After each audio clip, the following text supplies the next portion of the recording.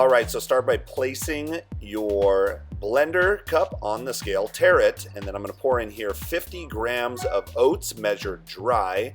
And then I like to blend my oats up. I find that this gives it a better volume when I'm eating it, and I personally prefer the taste. Maybe you don't, but I think it's worth a try. So go ahead and blend those oats up, pour it into your bowl.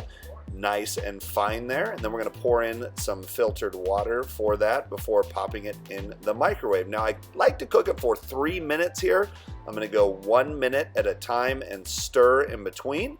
We're going to put a little nonstick spray on the cooking pan here, and then I'm going to put in 1 cup of egg whites. I really like using the carton of egg whites. It's a very easy and convenient way to get that protein in. So 1 cup goes into our pan, and we can start cooking that on medium to high heat. Then I'm going to add in 50 grams of spinach. Now eggs are a really great way to sneak in some of those vegetables that you might not otherwise get, and I really like the spinach. It is full of nutrients and adds some fiber to the morning as well. So a very good option there to put into your eggs. A little bit of stir in the oatmeal. As I said, every minute I like to stir the oatmeal to make sure that we have a good consistency when we're done with that. Next, I'm going to add in a little more to my eggs. So I have a little red onion here that I like to add in.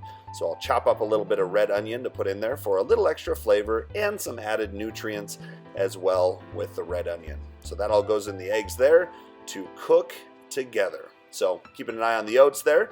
I also like to add a little bit of chicken to my eggs. So I'm going to put in 2 ounces of chicken.